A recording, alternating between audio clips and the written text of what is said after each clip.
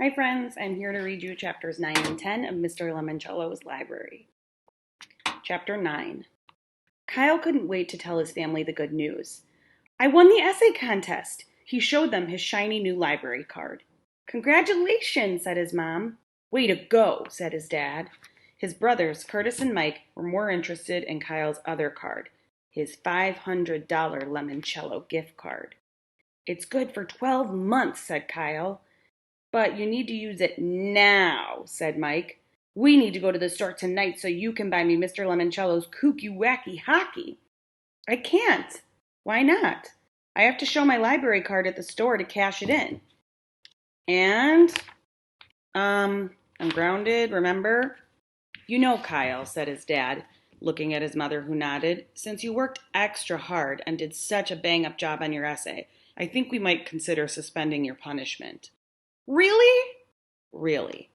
Kyle's mom and dad smiled at him, the way they smiled whenever Mike won a football game or Curtis won the science fair.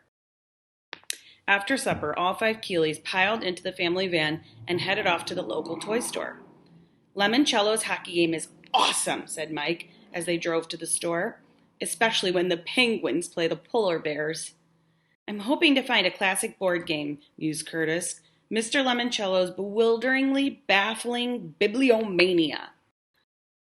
Is that one about the Bible? Asked Dad from behind the wheel. Not exactly, said Curtis, although the Bible, especially a rare Gutenberg edition, may be one of the treasures you might find and collect, because the object of the game is to collect rare and valuable books by the Penguins in kooky wacky hockey aren't from Pittsburgh like in the NHL, said Mike, cutting off Curtis. They're from Antarctica, and the polar bears, they're from Alaska. Remember when Miss Freeman went to Alaska this summer? Kyle had decided to divvy up his gift card 5 ways to give everybody, including his mom and dad, $100 to play with. That's nice of him. As soon as they entered the toy store, the family split up, cruising the aisles with their open shopping carts. His mom was going to upgrade to Mr. Lemoncello's Restaurant Rush. His dad was looking for one of the Mr. Lemoncello's complicated what-if historical games. What if the Romans had won the American Civil War? Kyle hung with Curtis and Mike for a while. Being the one with the gift card made him feel like he was suddenly their big brother. Mike quickly found his PlayStation hockey game, and Curtis was in geek heaven when he finally found Bibliomania. They only have one left, he gushed, tearing off the cellophane and shrink wrap and prying open the lid. He sat down right in the middle of the store and unfolded the game on his lap. You see, you start under the rotunda in this circular reading room. Then you go upstairs and enter each of these 10 chambers where you have to answer a question about the book.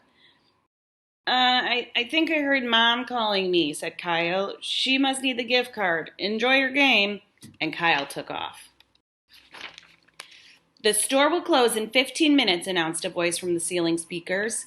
Kyle flew up and down the aisles and grabbed a couple of board games he didn't own yet, including Mr. Lemoncello's absolutely incredible Iron Horse, a game where you build your own transcontinental railroad complete with locomotive game pieces that actually puff steam. As Kyle was doing some quick math to see if he'd spent his $100, Charles Chiltington rolled up the aisle with a cart crammed full with $500 worth of loot.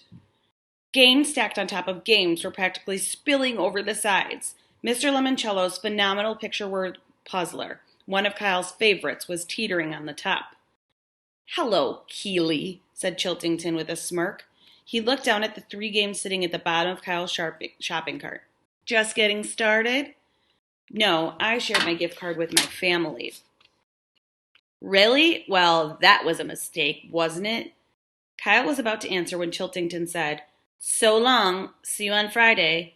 Kyle wasn't 100% sure, but Charles might have also muttered, loser. Since the store was about to close, Kyle headed toward the checkout lanes. When he passed the customer service department, he saw Haley Daly. No, Kyle heard Haley say in a hushed tone to the clerk working at the returns window. I do not want to return all of these items for store credit. I would prefer cash. Kyle finally found his family, showed the cashier his library card, and paid for everything with a single swipe of his gift card. You know, Kyle, said his dad as the family walked across the parking lot, Your mother and I are extremely proud of you. Writing a good essay isn't easy. Maybe you'll be an author someday, added his mom.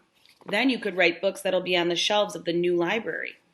Thanks, little brother, said Curtis, practically hugging his bibliomania box. Yeah, said Mike, this was awesome. Way to win one for the team. Best family game night ever, joked their dad. Kyle was enjoying his rare moment of glory, playing Santa Claus for his whole family. As the week dragged on, Friday night and the library lock-in started to remind Kyle of Christmas too. It felt like they would just never come. And then, finally, they did. Chapter 10. Now, this is what I call a party, said Kyle's mother as she helped herself to a bacon-wrapped shrimp tray being carried by a waiter in a tuxedo. Kyle and his parents were in the crowded ballroom of the Parker House Hotel for the Lemoncello Library's gala grand opening reception. The Parker House was located right across the street from the old Gold Leaf Bank building and in the cluster of the office buildings, craft shops, clothing stores, and restaurants that were called Old Town. I'm going to see if I can find Akimi, Kyle said to his mom and dad. Give her our congratulations, said his mom. We're proud of her, too, said his dad. Kyle made his way through the glittering sea of dressed-up adults. Even though his parents had put on fancy clothes, for the reception, Kyle was wearing something comfortable to go exploring in, as instructed by the lock-in guide he'd received on Wednesday. He packed a sleeping bag and a small suitcase with a change of clothes, toiletries, and yes, as requested, an extra pair of underpants. Kyle saw Sierra Russell all alone in the corner near a clump of curtains. It didn't look like her mother had come to the party with her. Sierra, of course, had her nose buried in a book. Kyle shook his head. The girl was about to spend the night in a building filled with books, and she was skipping all the free food and pop just so that she could read? Well, that was just nutty. Haley Daly, wearing a sparkly blouse, was posing for a wall of photographers who wanted to snap her picture. Her mother was at the party too. While the cameras were focused on Haley's smile, Mrs. Daly wrapped up a couple of chicken kebabs in a napkin and slipped them inside of her purse. Now Kyle saw Charles Chiltington. Poor guy, he must not have read the memo about comfortable clothes. He was still wearing his khakis and blazer just like his dad. Kyle figured the Chiltington family must own like 300 pairs of pleated tan pants. Hey, Kyle, Akimi waved at him from near a fake shrub curled to look like a silly straw. Hey, said Kyle. Did you remember to bring your library card? Yep. Kyle pulled it out of his pocket. Pretending that's my library card. Huh? Said Akimi. I got different books on the back of mine. One Fish, Two Fish, Red Fish, Blue Fish by Dr. Seuss, and 9 Stories by J.D. Salinger. Guess they're like baseball cards, said Kyle. They're all different. Hey, you guys! Miguel Fernandez, more excited than usual, which was really saying something, pushed through the mob to join them. Did you try these puffy, cheesy things? Nah, said Kyle. I'm sticking to food that I recognize. The puffy, cheesy things are called fromage tartlets, said Andrew. I gotta do his voice. The puffy, cheesy things are called fromage tartlets, said Andrew Peckelman, coming over to join the group. Huh, said Kyle. Good to know. A waiter passed by with the tray loaded down with small boxes of Mr. Lemoncello's anagram cracker cookies. Oh, I love these, said Kyle, taking a box of off the platter and opening it. These cookies are in the shapes of letters, and you have to see how many words you can spell. Cool, said Miguel, snagging a fistful of cookies out of Kyle's box. And they taste good, too. Yep, said Kyle, but the more you eat, the harder the games get. Why? Asked Andrew Peckelman. Less letters, said Akimi, snatching 2 B's and a Q and wolfing them down. Barbecue flavored. Kyle spread out the remaining cookies in his palm. UNFEHAV. He grinned as he deciphered an easy anagram. Have fun. Sweet. Ladies and gentlemen, boys and girls, Dr. Zinchenko, dressed in a bright red suit, strode to the center of the ballroom. May I have your attention, please? Mr. Lemoncello will be arriving shortly to say a few brief words. After that, I will escort the 12 essay contest winners across the street to the library. Therefore, children, might I suggest that you eat up, Food and drink are not permitted anywhere in the library except the Book Nook Cafe, conveniently located on the first floor. Miguel grabbed a few more of those puffy, cheesy things. When she thought that no one was looking, Mrs. Daly shoved a napkined bundle of bacon-wrapped shrimp into her purse.